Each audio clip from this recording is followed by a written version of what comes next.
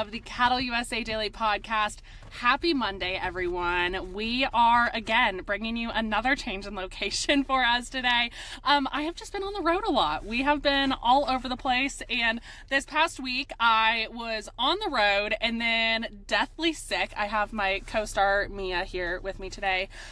Deathly sick this last week, and then now we are in Wyoming. I had to travel on Thursday.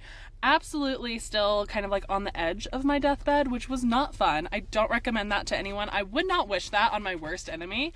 But thank the Lord, the medicine that my doctors gave me is finally kicking in. I am feeling so much better. So I am so glad that we were able to take some time to record this podcast with Gary. I was able to come back into town. We are sitting in the Baumgars parking lot today and record this podcast with Gary to bring you guys your Monday weather report and just really continue to give you those timely updates. We are talking some just fun facts in the beginning, because would it be a podcast with Gary if we didn't do that? And then we're talking hurricane season. We're talking some summer heat waves, what we're anticipating there, and all of the things in between. So without further ado, let's go ahead and jump into this podcast with Gary. Gary! A different location every day.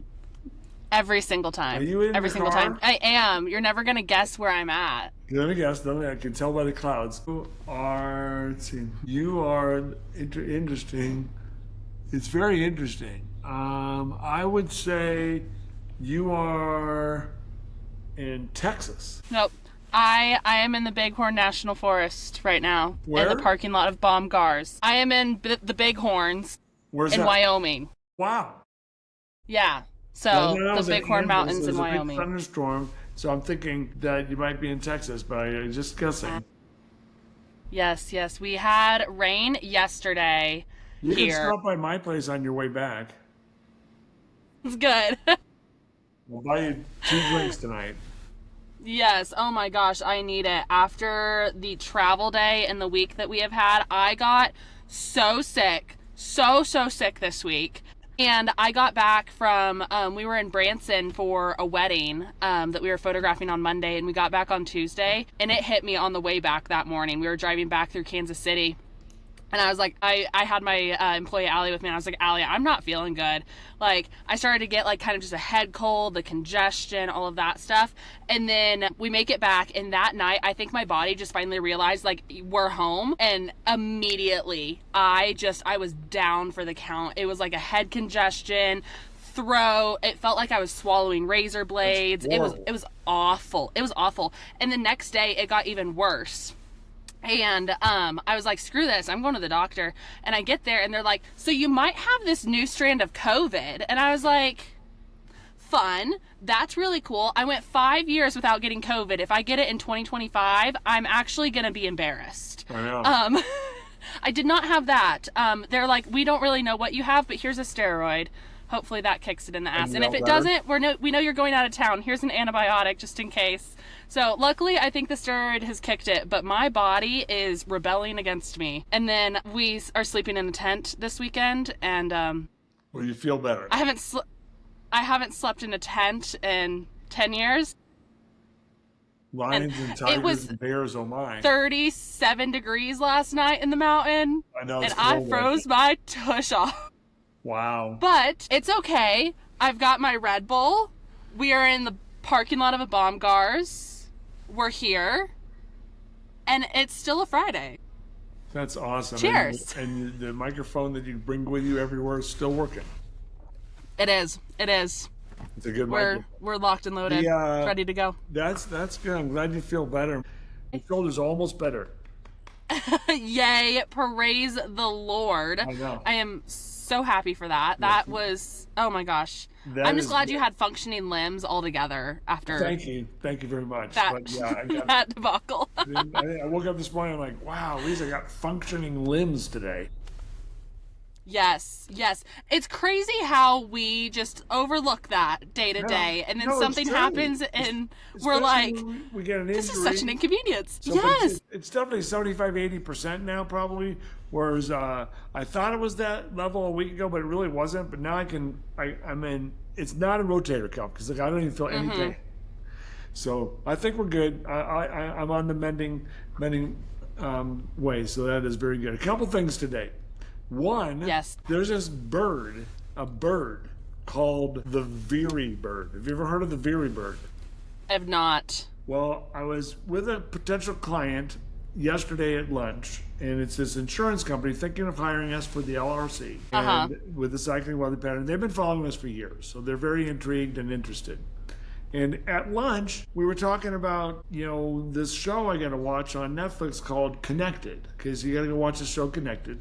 And in the first episode, the first 7 minutes, literally it's a 7-minute segment, they talk about this fascinating bird, the Veerie bird. The Veerie bird is this little brown songbird.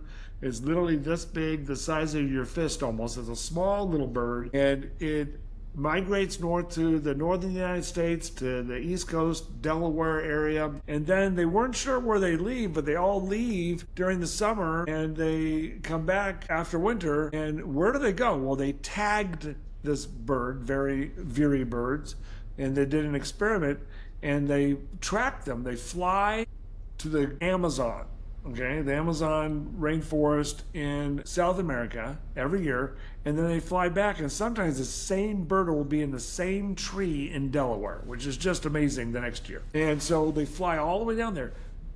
But this bird predicts the weather, and I believe, of what I've just watched just this morning, I believe it's the LRC. See, what the bird does, they nest on hurricane seasons that are going to be bad. They leave early, and they nest early. So that means in March and April, they're already back up in Delaware and the northern United States, and they're nesting early because they're sensing somehow over decades of instincts. Who knows? Because remember, we always talk about the bird brain. How can a bird, it's a bird brain, how can that little walnut-sized bird brain know the weather better than the National Hurricane Center? Over the past 20 years, when they leave early, it is more likely to be a bad hurricane season in the next few months. When they leave later, it's more likely to be not a bad hurricane season, and they predict the weather better than the National Hurricane Center does. And in this study by this guy who did a research on it, he says, we don't have any idea if there's any science behind this, but there is. It's the LRC. All right, so what happens, I think the birds are sensing and experiencing the cycling weather pattern. And as it gets to June, July, and August, when hurricane season is approaching, they will tend to plan on leaving early, and they all leave early. They even leave their nests behind before their offspring is born sometimes, because they know it's going to be a bad hurricane season, because they've sensed the cycling pattern. So the Veerie bird is on to something, but the humans, us that know the LRC that we're sharing with you, have the little secret that the birds know. That's amazing. So is the Veerie bird going to be the new official mascot of Weather 2020? It's Veerie with a V. Is that what you're telling me? V. Yeah. Is the Veerie bird going to be the new official mascot of the Weather 2020 team? That's a great idea. I think I should put the Veerie bird into our logo. Yes. But then we might be giving the bird too much credit, because the bird's actually probably, picked up on something. It can be the official mascot internally. It doesn't need to be it doesn't need to be in the logo or anything, but I think you need a picture of a Veerie bird in your office at the very least. So. I love that idea. If someone wants to send me a present, send me a Veerie bird, a stuffed Veerie bird. So, oh my God, that's horrible. Not even a picture, a stuffed Veerie bird. He wants a stuffed Veerie bird, guys. Well, I don't know if I heard can it here handle first. a real Veerie bird. It's a wild bird. So that's fair. That's fair. And if it would left early from my place here in Golden, Colorado, I'd be like, oh my God, it must be a strong hurricane season. But I already know, because we're predicting a big hurricane season because of the LRC. Another thing, changing subjects. Do you believe in meteorological winter in summer and fall seasons, or do you believe in astronomical winter, summer seasons, spring and fall? I don't know if I have an opinion on these personally. Can you explain the two? I'm a meteorologist, and meteorologists made up something that over the last few decades that makes sense and yet is totally off. Uh-huh. Meteorologists line up seasons into 3-month periods. So Yep. June, July, and August will be summer. September, October, November will be fall. December, January, and February will be winter. And March, April, May will be spring. Those are meteorological seasons. So that means officially on June 1st, it became summer according to meteorological summer. I don't agree, and I'm a meteorologist. Astronomer, the summer begins on the summer solstice. So that's going to be June 21st. Winter begins on the winter solstice, which will be around December 21st. Fall begins on September 23rd, not September 1st. And so I agree with those. Yep. You agree with me? Okay. Yeah, I am currently I have 4 layers on right now, Gary. It is not summer. It's not summer. I'm cold. You're in Wyoming today. You have 4 layers on. It is June the 6th or June the 7th, something like that. And here we are in June. It's still spring, okay? Yeah. And I was on the air because I'm filling in over there on KSHP 41, and the anchorman says, Gary, God, summer started a week ago, and here we are, it's still cold. I'm like, because summer didn't start yet. Wait till the first day of summer. And astronomers should get the leeway because astronomers are the best predictors in the world. They can tell us exactly when sunset's going to be tonight, exactly when sunrise is going to be tomorrow. They can tell us when there's going to be an eclipse, a total eclipse of the sun 100 years from now, down to the second. So we should listen to astronomers. Summer begins June 21st. End of story. You heard it here. Absolutely. I don't disagree with you one bit on that. It is not summer here. I froze my ass off last night. I'm not prescribing to that. I'm still cold. My feet are still not thawed from sleeping in a tent last night. So no, it is not summer. Yeah, but and the cold it won't be until the end of the month. Cures you were sick earlier in the week, and it cures. Yes. So there you go. Yes, I am feeling much better. I do still have my bag of cough drops and my big fat thing of tissues right here because I'm still a mess. But I am getting better. We're on the mend. So. Oh my gosh! We're been a hell of a week. We're glad. Yes. Me too. I really tried to get on and do podcasts this week, and I texted the team and was like, guys, it's not going to happen. There was one day I just didn't have a voice, and I was like, I don't think anyone wants to hear from me today. Like, you don't want me to show up and be like, happy Wednesday, guys. Let's talk about something to nap. We love you so much. We could handle it, but let me just tell you, I'm just glad you sound great today. I'm glad you feel better. Thank you. Well, it's a great day for it because, it's a Friday. I get to talk to you. We get to be here and record our podcast. So as far as the weather's going, what are we seeing? What's going on with the crazy weather patterns out there, Gary? What happens during the summer, which starts here in a couple of weeks, not yet, as you know, as you're freezing. What happens during the summer, if there was no cycling pattern known as the LRC, if there was none, then what would happen is the land gets hotter and hotter and hotter with the longer days. As we approach the first day of summer, which is the longest daylight of the year, whereas the first day of winter is the shortest daylight of the year. The day itself is still 24 hours long, just so you know, the days are still just as long. But the most sunlight happens on the first day of summer. And so what happens is it gets hotter and hotter and hotter, and there's a little lag coefficient after the first day of summer for about a month and a half, and then it starts turning cooler, even though the days start getting shorter before that. Same thing with winter. The coldest time of the year isn't on December 21st, it's usually about a month later. So what happens during the summer, it gets hotter and hotter. And when it gets hotter, the hot air rises, the heights rise, and as we've talked about the jet stream before, it shifts north and weakens over summer, and that's how storm systems start coming. That's why tornado season usually comes to a close, and precipitation patterns might change. So if there was no cycling pattern, the hot air would build over the desert southwest of the United States and Mexico and the Four Corner states. It would get so hot, there would be a big upper level high pressure area, and that is where it wants to be. And it'll move based on the LRC. See, now we can take the LRC, which continues to cycle. I can tell you where those things are going to move, when they'll move to the East Coast, when they'll move to the middle part of the country, when they'll move to the West. Could there be a major heat wave? we can use the LRC, and we do use the LRC to predict that. We do think July 10th to 20th is about a 10-day stretch where the heat will really build over the Corn Belt and the Western Plains. So we got to watch for that. It should last 3 to 7 days if we have a heat wave then. And then the pressure is on. When those heat spells are created this summer, 3 days in the 90s, 7 days approaching 100 degrees if you're farther south. And at the end of those, when they break and the upper high shifts back over the deserts, will those cold fronts bring the timely rain to your farm, to your, wherever you're located, to your county? You'll need the timely rain. So that's where the pressure is on. We can tell you when those chances of rain will be, but that doesn't mean every single county will get hit. So it's just something to pay attention to. But just know that if there was no cyclone pattern, that upper high would be over the southwest forever and ever, but it moves around. Why?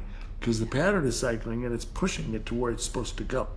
And I know where it's going to go. Yes, we love it. And so this rain that everyone across the Corn Belt and the Midwest got this last week, this crazy, crazy rainstorms, the flooding in Wichita, everything that we saw there, is that something that we're going to see? It's going to cycle again here in 6 weeks. And if you kind of got hit this last time, your probability of getting hit is pretty high. Is that how we're kind of predicting this? In 6 weeks, when it does cycle back, the probability will be a little bit higher. Now, we're going to be in the summer version of the pattern. It will be a different version. So it may shift north. It may shift to northern Kansas or Nebraska. But there's going to be that anomaly. And what you just said, if you were listening to this podcast, the Cali USA podcast, and when I was on a few weeks ago, we said that last week of May, the first half of June, the pressure is on. We're going to need that to produce rain. Otherwise, we could have drought conditions. Well, guess what? It did produce rain as predicted by the LRC model. And so now we're going to go into northwest flow, and those heights are going to rise. So we'll have to see how it sets up. We'll talk about that next week. But yeah, the same pattern is going to continue through the summer, but the jet stream shifts north. Yes. Hurricane season is hot on everyone's mind right now. Everyone is talking about it. And we talked a little bit about it last week. Our predictions are you're going to have a lot of named storms this year and a lot on the Louisiana side, Texas. We're going to be seeing a lot on the Gulf, a little bit on the Pacific side. But what are any other predictions or thoughts as far as hurricane season goes this coming summer? Yes. Our prediction from Weather 2020, emphasizing the LRC, is that we will have 17 to 23 named storms this season, which is above the average of 14 named storms. And we're predicting specifically down the middle 20 named storms. The ACE, the accumulating cyclical energy, will be well above average. So a very active hurricane season is ahead of us. Beginning this weekend, right now, I'm going to be recording every Saturday, and I'm going to be recording and showing the tropical update. So on our weather2020.substack.com account, if you become a member there, you'll get the tropical update every Saturday, and you'll get the agriculture outlook every Tuesday. That'll be, or Wednesday, somewhere in that range. But I'll be twice a week reports, and so I'm going to concentrate on that.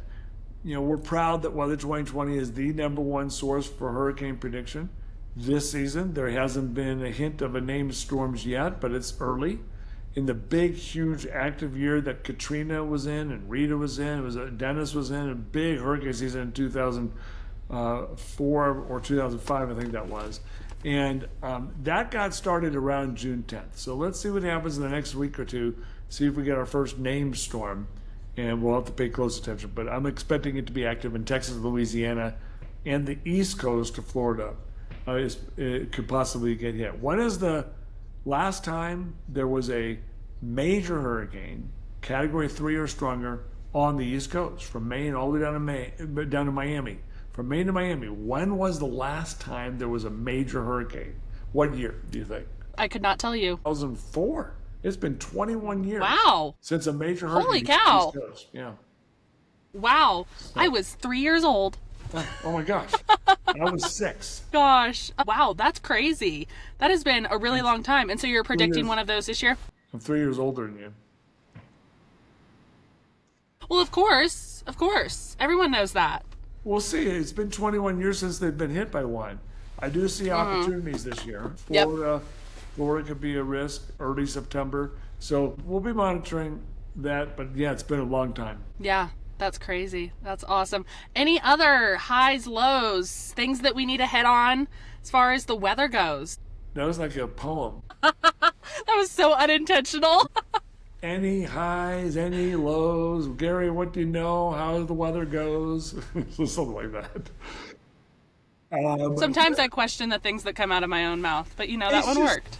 I think next week's conversation is going to be interesting because we're going into the summer pattern starting in the next week to 10 days. So how will precipitation patterns start setting up? And next week, I'd love to go dive deeper into that. Yes, absolutely. Well, I'm excited for it. As always, we love bringing all of our listeners new topics every single week that we're kind of hitting on, talking about. We bring some routine things as we're going into obviously hurricane season, and in summer, we're going to be talking about that a little bit more. We're going to be talking about things that we've seen over the recent weeks and how that's cycling and what that's going to look like. And hell, we maybe even be talking about birds. You never know on here, okay? We're bringing it all for you guys. Yes. We're bringing all the fun facts. You're going to learn something new at the very least and be entertained by Gary and I.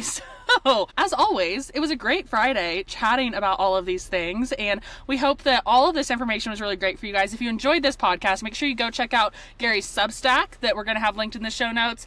Get in on that weekly hurricane tropical season report, get in on that ag report, and then make sure you go check out our exclusive Cattle USA link that we have with Weather 2020 down in the show notes as well, where you guys can get some access to that and see the global predictor and the daily dashboard and what all of that can be doing for all of you guys out there as you finish up planting season and start preparing for fall and everything as far as that goes. So, Gary, as always, it was a pleasure. This was so fun. It's a new location every week with us. I think it's just going to become a routine. It's so fascinating. Now, you feel better. Have a great camping trip. And Thank you. I'll try to get it to warm up. Yes, I would appreciate that. If you could send all of that. It is supposed to warm up on Saturday. It's supposed to get up to 75, which is crazy because I have like 4 layers on, 3 pairs of socks, leggings and sweatpants, and I was freezing my tush off last night, and then on Saturday I'm going to be in shorts and a t-shirt. But, I'm not complaining. If it needs to be cold one day while we're here or a day and a half while we're here, I can manage, and it'll be beautiful on Saturday, and I just keep on reminding myself of that. It'll bring great perspective to your life. Enjoy the trip. Yes. Thank you so much, Gary. And to all of our listeners out there, thank you for listening. And we will see you all next time on another episode. Have a good one, y'all.